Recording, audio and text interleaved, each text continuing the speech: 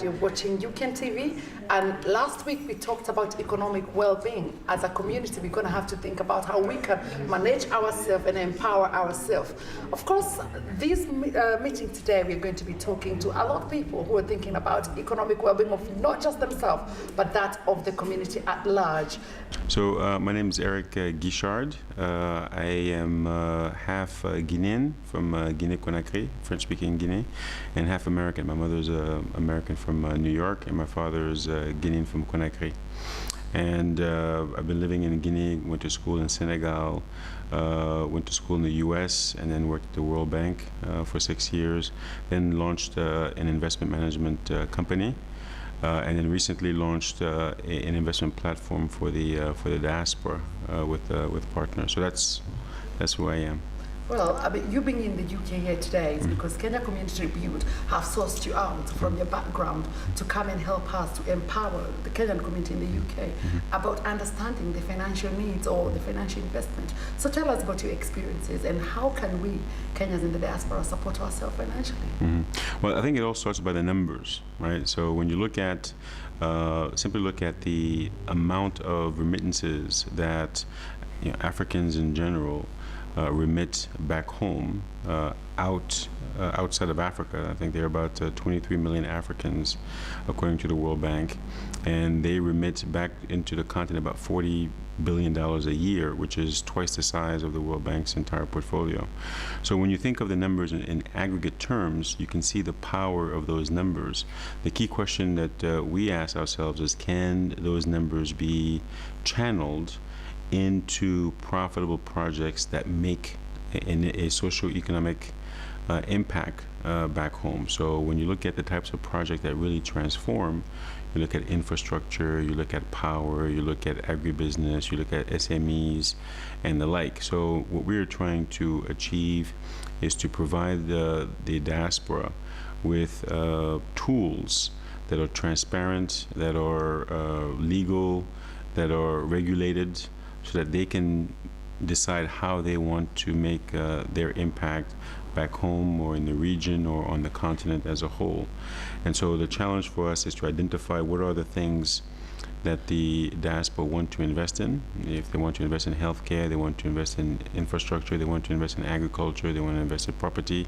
How do we organize that in a way that everybody can have access, and in a way that people can invest sums that are affordable for them, and at the same time educate themselves about finance, about financial literacy, because it's through education and understanding that you actually get power, and that you can actually transform or do things that actually enhance your economic status, as well as the economic status of those who are back home. So that's the challenge that we're trying to achieve.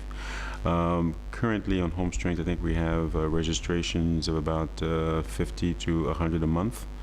We have in excess of about 1,000 people on the platform since we launched. And I think we have investments in excess, since February, we have investments in excess of $12 million as of today. And then those go to a variety of different projects on the platform.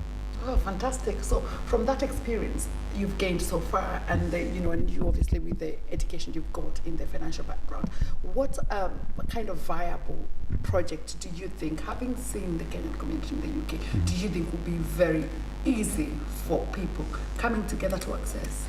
Wow, I mean, that's a very big question, and there are many answers to that. So I think you have to look at what are people instinctively interested in. So they're interested in tangible investments. So when they go home, they want to say, I've invested in this property, or I invested in this commercial real estate, or I invested in this power plant, or I invested in this small business.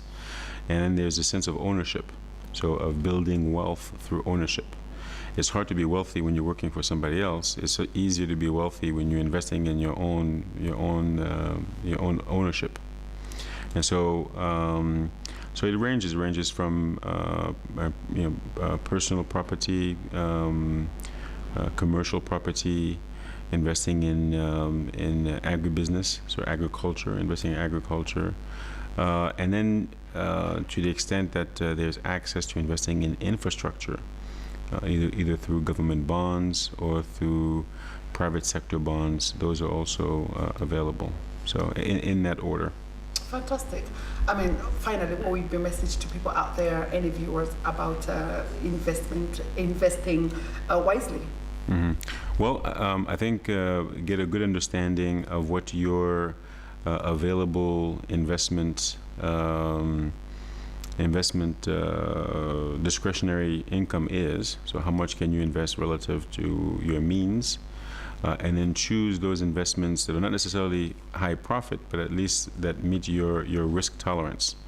So investing in a power plant, which takes a long time to generate returns, might be too risky for some. But investing in property or investing in infrastructure bonds might be an easier investment for people to make. Thank you very much for your time on UKENTV. You're welcome. Thank you.